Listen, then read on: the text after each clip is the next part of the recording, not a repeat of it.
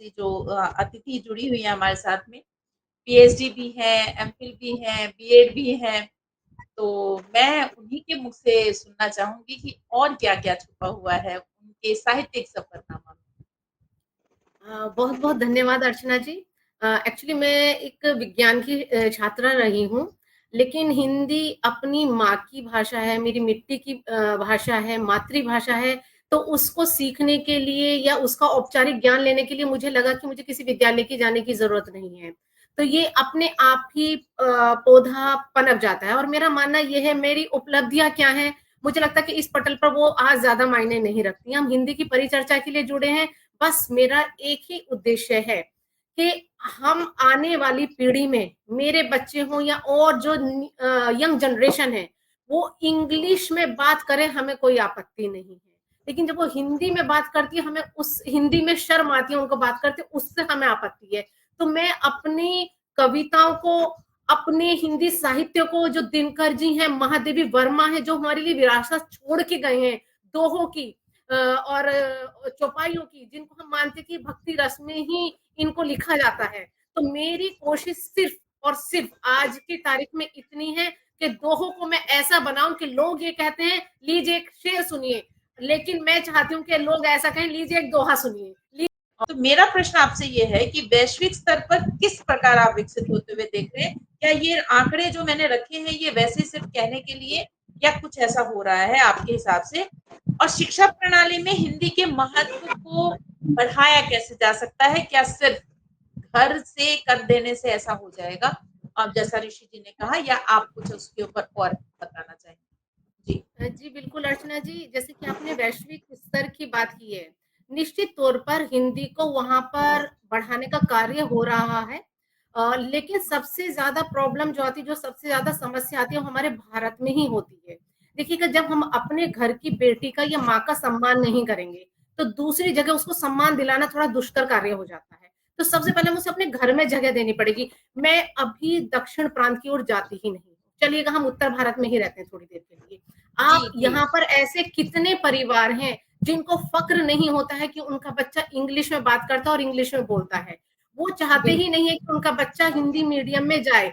एक प्राइमरी का अध्यापक भी जो कि हिंदी मीडियम में पढ़ाता है, उसके बच्चे भी इंग्लिश मीडियम में पढ़ते हैं। उसमें माँ बाप की गलती नहीं है, गलती है हमारी व्यवस्था की, क्योंकि हमने हर चीज को इंग्लिश से तोलना शुरू कर दिया है। नौकरी कब मिलेगी? जब मैं इंग्लिश बोलती हूँ। प्राइवेट नौकरी मुझे कब मिलेगी? जब मैं इंग्लिश में अच्छा इंटरव्यू दूंगी। ग्रूमिंग का मतलब क्या है? जब मैं इंग्लिश बोलती हूँ और बिल्कुल मॉडर्न तरीके से अमेरिकन स्टाइल में बात करती हूँ, तो ये समझिएगा कि मैं बहुत बड़ी इस समय ज्ञानवान हो चुकी हूँ, भले ही मुझे किसी चीज का ज्ञान ना हो। आजकल एक्चुअली क्या मुझे ऐसा लगता है, इंग्लिश बोल अगर कोई रहा है वो अपनी बुद्धि कुंद कर रहा है। मैं आपको 50 ऐसे लोग बता दूंगी जो इंग्लिश बोलना जानते हैं, लेकिन देश के प्रधानमंत्री का और राष्ट्रपति का नाम नहीं बता सकते। तो इंग्लिश को क्यों पर्याय हमने मान लिया कि ये ज्ञान का पर्याय है, और हिंदी जिसे सारे शास्त्रों का ज्ञान है, उपनिषद का ज्ञान है, वेदों का ज्ञान है, वो फिर भी उसको हम ज्ञानवान नहीं मानते। क्यों? क्योंकि वो हिंदी शुद्ध हिंदी बात कर रहा है। तो सबसे पहले अपनी मानसिकता बदलनी पड़ेगी और अपनी व्यवस्था को थोड़ा दुरुस्त करना पड़ेगा। कैसे? अगर मैं हिंदी में बात कर रही हूँ स्कूल में, अगर मेरी प्रिंसिपल जो मेरी प्रधानाचार्य है वो इंग्लिश में संबोधन कर रही है, हमारे लोगों की जब सुबह प्रार्थना होती है वो हिंदी से शुरुआत हो रही है, तो मुझे नहीं लगता कि बच्चा भी इस हीन भावना से ग्रस्त होगा। तो हमें पहले व्यवस्था बदलनी है, परिवार अपने आप बदल जाएगा। हर समय जब जो हमारा केंद्र होता है वो हमारी व्यवस्था होती है। हमारे स्कूल जी। में काम नहीं होते, हमारे कार्यालय में काम नहीं होते। कार्यालय में एक छोटा सा एग्जांपल दी, किसी पे साइकोलॉजी इम्पैक्ट डालने का क्या मतलब? आप हिंदी में कितना डांट लीजिए, उस पर असर नहीं पड़ेगा। इंग्लिश में आप इंग्लिश में केवल 2 शब्द बोल दीजिए, वो आपका काम तुरंत कर देगा। तो ये हमारा व्यवस्था का खोट है, व्यवस्था बदलनी बिल्कुल। पड़ेगी। उत्तर भारत से शुरू करनी पड़ेगी, दक्षिण भारत में तो हम दूसरी पार जाएंगे, क्योंकि हमारा उद्देश्य हिंदी को बढ़ाना है, दक्षिण भाषाओं को पीछे खींचना नहीं है। मेरा सिर्फ एक ही, मेरा जो एक सबसे बड़ा दर्द है, मेरा दर्द सिर्फ ये है, आप दक्षिण भाषा को आगे ले आओ, आप असम की भाषा को आगे लेके आओ। अंग्रेजी क्यों यहाँ पर राज कर रही है? मुझे उस भाषा से सबसे ज्यादा दुख है। मेरा कष्ट ही ये है कि अंग्रेजी भाषा क्यों? आपके पास ये प्रश्न है कि भाषा की शुद्धता के नाम पर क्या हम भाषा को क्लिष्ट बनाए हुए हैं या सिर्फ हमारी वो आदत कि हमें अंग्रेजी इतनी ज्यादा सुगम लगने लगी है कि उसके शब्दों को जब तक हम हिंदी में डालकर उसको इंग्लिश ना बना लें, तब तक हमें हिंदी समझ में नहीं आती। कारण क्या है और आपका क्या विचार है इसके? बिल्कुल आपने सही कहा। एक्चुअली मैं इस बात को इस तरीके से कहना चाहूंगी, अगर अंग्रेजी को देखा जाए, इससे डिफिकल्ट लैंग्वेज कोई नहीं है। मतलब कि मैं समझूंगी, मैं इसके बारे में क्या बोलूं, ये एक ऐसी भाषा है, आप जीवन भर भी सीखते रहोगे तो भी नहीं सीखते हो। ब्रिटिश अलग, अमेरिकन अलग, उनका एक्सेंट अलग, किसी में डी साइलेंट, किसी में एम साइलेंट, किसी में पी साइलेंट, किसी में तो सब कुछ ही साइलेंट, किसी में साइकोलॉजी में पी एस साइलेंट। मतलब कि आपको मैं क्या बताऊं, एक आम आदमी सीखते सीखते थक जाएगा। लेकिन जब हम किसी गलत चीज को या सही चीज को बार बार प्रयोग करते हैं तो मेरी घर की चीज बन जाती है। तो मैं साइकोलॉजी में बोली, मम्मी साइकोलॉजी में पीएच आएगा, साइलेंट है उसमें, लेकिन आपको बोलना पड़ेगा, लिखना पड़ेगा। तो इस तरीके से होते हैं। मैं कभी भी हिंदी को क्लिष्ट नहीं मानती। क्लिष्ट कोई भी चीज तब होती है जब तक वो मुझे आती नहीं है। जब वो मुझे आ जाती है उसकी क्लिष्टता खत्म हो जाती है। लेकिन विवेक सर की बात का मैं यहाँ पे समर्थन इसलिए करूंगी, जब मैं एक छोटी क्लास में होती हूँ तो मुझे इंग्लिश वो मैथ में केवल 2 और 2 4 सिखाया जाता है। कभी भी मैथ में नई चीज इन्वेंट नहीं होती, कैरी फॉरवर्ड होती है। चाहे आप उसमें फ्रैक्शन ले लो, चाहे उसमें अर्थमेटिक ले लो, चाहे अर्थमेटिक प्रोग्रेशन ले लो। आप उसको 6 स्टैंडर्ड से पढ़ना शुरू करते हो, जब तक आप एमएससी करते हो, पीएचडी करते हो, आप उसी चीज को पढ़ते रहते हो। क्या होता है उसमें, डिफिकल्टी लेवल बढ़ता रहता है। उसमें जो चीज आज मुझे 6 में पढ़ाई गई थी, ये केवल मैथ में होता है, लैंग्वेजेस में भी होता है, लेकिन लैंग्वेज की बातों को हम स्वीकार नहीं करते। मैथ का डिफिकल्टी लेवल हम स्वीकार कर लेते। मेरी रुचि है, मैं क्लिष्टता की ओर जाऊंगी। लेकिन अगर एक नॉर्मल व्यक्ति है, अगर उसको जैसे कि अभी सर ने बताया कि जो एक हमारा रजिस्ट्रेशन फॉर्म होता है या कोई हिंदी में, उसको हमें इजी लैंग्वेज में रखना पड़ेगा, आसान भाषा में रखना पड़ेगा। वो मेरा एक प्रेम है कि मैं उसकी क्लिष्टता की ओर जाती हूँ या नहीं जाती हूँ। अगर आप मेरी लिखी हुई रचनाएं पढ़ेंगी अर्चना जी, आप यकीन मानिए मैं क्लिष्टता जानती नहीं, मुझे पता ही नहीं। अगर मुझे भी क्लिष्टता की ओर जाना पड़े तो मुझे सीखना पड़ेगा। लेकिन मेरा काम चल रहा है, हिंदी की इतनी शब्दों में मेरा काम चल रहा है, इतना मस्त काम चल रहा है। ये हिंदी की खूबसूरती है कि उसमें इतना, उसका इतना समुच्चय, उसका डिक्शनरी इतनी वाइड है, इतनी बड़ी है कि उसको जितना सीखते जाओ उसमें उतना निकलता जाएगा। अब सूर्य के आपको मैं 50 जो है पर्यायवाची शब्द दिखा सकती हूँ। आप बताइए वर्षा जी, आप क्या समझते हैं कि हिंदी सिनेमा, क्योंकि रंगमंच का नाम लिया था ऋषि जी ने, कि हिंदी सिनेमा और मीडिया जो है वो हिंदी भाषा के प्रचार में क्या योगदान देती रही है आपकी नजर से? मैं बिल्कुल इस बात से सहमत हूँ। डेफिनेटली, बिल्कुल निश्चित तौर पर ये जो हमारी फिल्में हैं और हमारा जो मीडिया है, इन्होंने हिंदी को बढ़ाने का कार्य किया है, इसमें कोई भी दो राय नहीं है। और मैं इससे अक्षर से सहमत हूँ, क्योंकि अगर फिल्म में जान है तो दक्षिण का व्यक्ति भी उस हिंदी फिल्म को देखेगा, और जब देखेगा तो हिंदी को समझना उसके लिए जरूरी होगा। तो ये तो देखेगा, ये तो बिल्कुल सही बात है कि जिसने हिंदी को बढ़ाया है वो सबसे ज्यादा फिल्म इंडस्ट्री है, रंगमंच है, इसमें कोई भी शक की गुंजाइश ही नहीं है। लेकिन एक चीज, जो क्वेश्चन आपने एक अपना, आपने आपसे कहते कि आपने गलत चीज नहीं की, उस बात को मैं यहाँ पर और रखना चाहूंगी।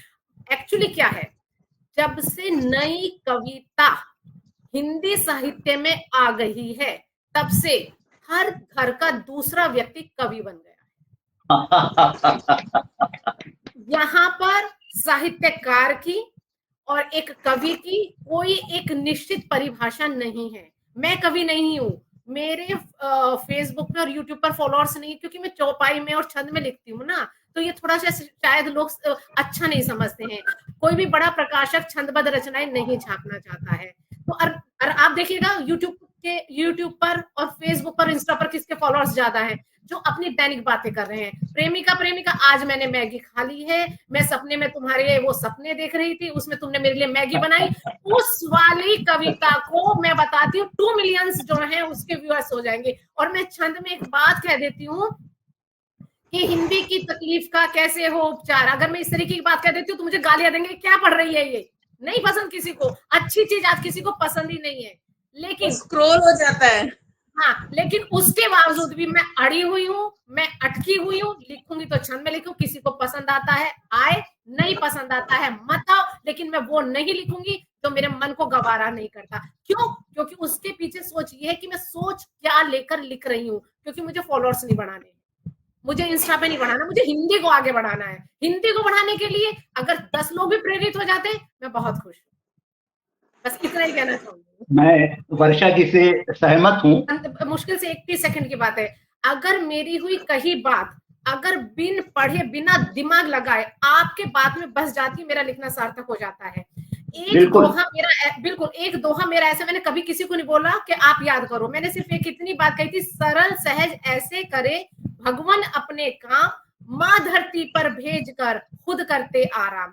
ये दोहा मैंने किसी को याद नहीं करा, लेकिन एक ग्रुप ऐसा था, उन्होंने कहीं मेरा ये दोहा सुना और बिना याद करे उन्हें ये याद रहा, उन्होंने अपनी संस्था में ये दोहा सुना है कि वर्षा जी का बहुत दोहा बड़ी है। बात है, बहुत बड़ी बात है। बहुत बड़ी बात है कि बिना कहे, बिना सुने, बिना याद करे अगर मेरी कोई चीज किसी को याद रह जाती है, आपका लिखना सार्थक हो जाता है। तो इतनी सरल भाषा में हमें लिखना चाहिए। आइए और सुनते हैं वर्षा जी के मुख से उनके दोहे, क्योंकि वो दोहे में ही सब कुछ कहती हैं। तो उनके दोहों सुनते हैं, उनके भाव को।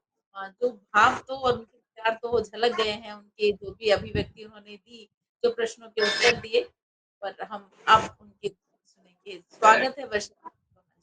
मैं एक बात कहना चाहूंगा, वर्षा जी के दोहों का मैं एक प्रशंसक हूँ। इनके दोहे मैंने सुने हैं, बहुत सरल और प्रभावशाली दोहे होते हैं इनके। जी आइए। जी मेरे लिए आशीर्वाद है कि विवेक कविश्वर सर मेरे दोहों पर इतना मान दे रहे हैं, ये मेरे लिए आशीर्वाद है। सबसे पहले एक दो माहिए रखती हूँ, उसके बाद दोहे रखती हूँ। पंक्तियां देखिएगा। हिंदी न भुलानी है, हिंदी न भुलानी है, हिंदी संस्कृति है पुरखों की वाणी है, हिंदी संस्कृति है पुरखों की वाणी है, और हिंदी पर गर्व करें, हिंदी पर गर्व करें, हिंदी भाषा के मिलकर संताप हरे, हिंदी भाषा के मिलकर संताप हरे। और कुछ दोहे देखिएगा। अलंकार रस छंद में, हिंदी पर ही बोलूंगी आज में, अलंकार रस छंद में कविगण गाए गीत, अलंकार रस छंद में कविगण गाए गीत, भाव छिपा हर गीत में हिंदी की हो जीत, भाव छिपा हर गीत में हिंदी की हो जीत। बहुत सुंदर। हिंदी भाषा मान लो, क्योंकि हम तो बचपन से पीढ़ी दर पीढ़ी पढ़ रहे हैं। हिंदी भाषा मान लो एक विरासत अंग, पीढ़ी दर पीढ़ी बढ़े हम हिंदी के संग, पीढ़ी दर पीढ़ी बढ़े हम हिंदी के संग। जिंदाबाद। हिंदी की करे दुर्गति, हिंदी की करे दुर्गति कैसे निखरे रूप, हिंदी की करे दुर्गति कैसे निखरे रूप, एक बार जब साल में दिखा रहे हैं धूप, एक बार जब साल में दिखा रहे हैं धूप। और अंतिम दोहा आपके सामने रखी, क्योंकि मुझे पता है समय की भी अपनी एक सीमा है।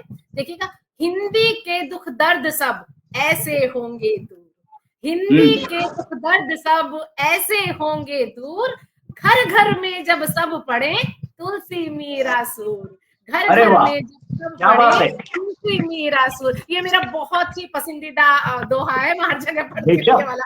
धन्यवाद। बहुत सुंदर दोहा है, बहुत सुंदर। और बिल्कुल जैसा आप कह रहे थे कि क्लिष्टता नहीं, सहज, सुगम और बहुत आसान शब्दों में बातें रखी